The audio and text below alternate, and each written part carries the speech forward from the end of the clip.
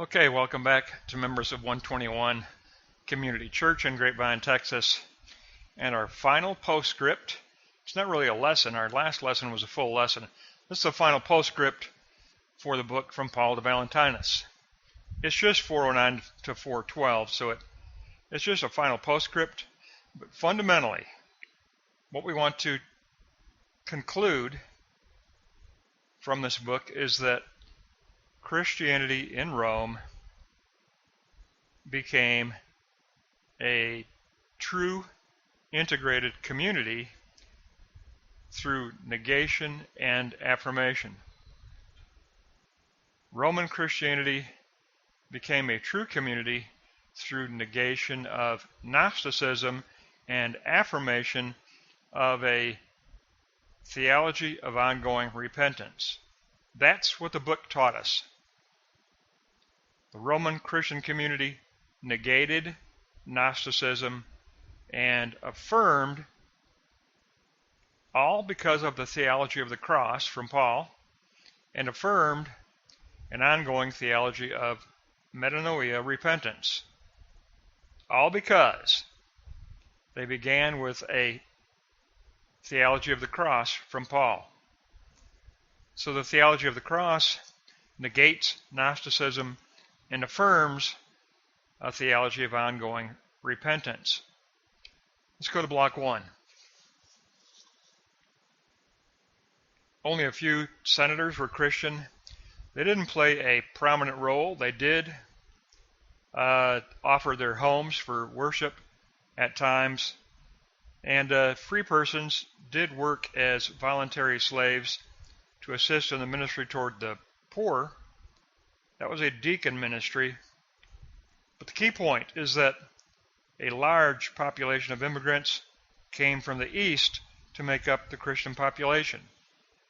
Many immigrants came from Alexandria, Antioch, Asia Minor, and that made up the Christian population for the most part. Eastern migration, Eastern immigration. So, immigration from the east. It was from around the entire empire. And when you have this immigration from the east, and when you have a spread out, a dispersed fellowship of churches that are not real close to each other, you come up against diversified theological positions. Theology became diversified because of Eastern immigration. Or the way that Lampe put it,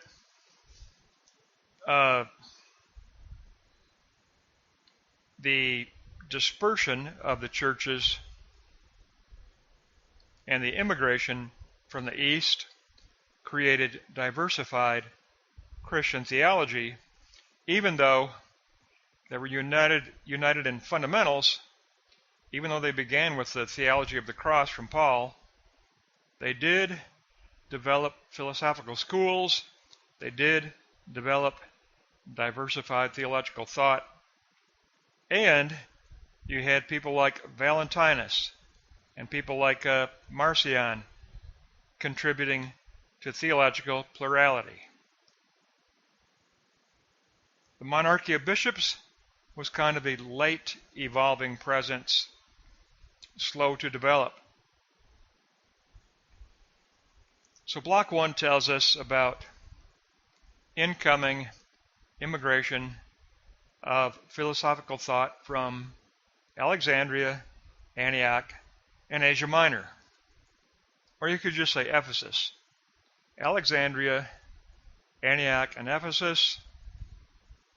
Immigration from those 3 major cities brought diversified theological thought, and in a couple instances, Gnosticism with Valentinus and Marcion.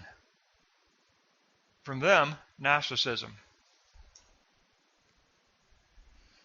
And able to, in order to ascertain this conclusion, Lampe employed a 3-dimensional dialectic in block 2. History of tradition, is dialectically related to social categories. Both are dialectically related to the text. Therefore, his method was text plus situation plus tradition brings about proper exegesis. He practiced a three-dimensional interpretive method. And he brought out the fact that the Shepherd of Hermas document, it was a part of the early Bible. The Shepherd of Hermas, although it's not in our Bible today, it was in the early Bibles. The earliest manuscripts of the scriptures we have include the book of the Shepherd of Hermas. It posited a theology of ongoing repentance because it centered on loving one another and ministering to those in need. It was linked to socioeconomic factors. It was a dynamic theology. And it was centered in the Christian community. Belief and social reality were interpenetrating each other. So block 1, we learn that immigration from Alexandria, Antioch, and Ephesus brought diversified theological thought. Block 2, we learn the Shepherd of Hermas manuscript taught a theology of ongoing repentance. Both of those contributed to the integrating power of Roman Christianity in Block 3. There was a cohesion within the lower classes of culture. Free persons even worked as slaves on a voluntary basis to minister to the needy. Community cut across all social class. And philosophical schools evolved that attracted the higher classes. That led to a teleology for those upper class citizens to minister to the Christian community. But fundamentally, a theology of ongoing repentance emerged, and that meant negate all secularism. That meant to negate all secularism, all secularization. So our recall triad must be block 1, negate Gnosticism. The early church negated Gnosticism that had immigrated from the East.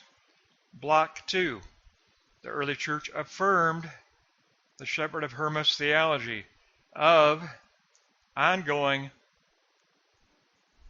metanoia, repentance, and the command to love one another. And then block 3,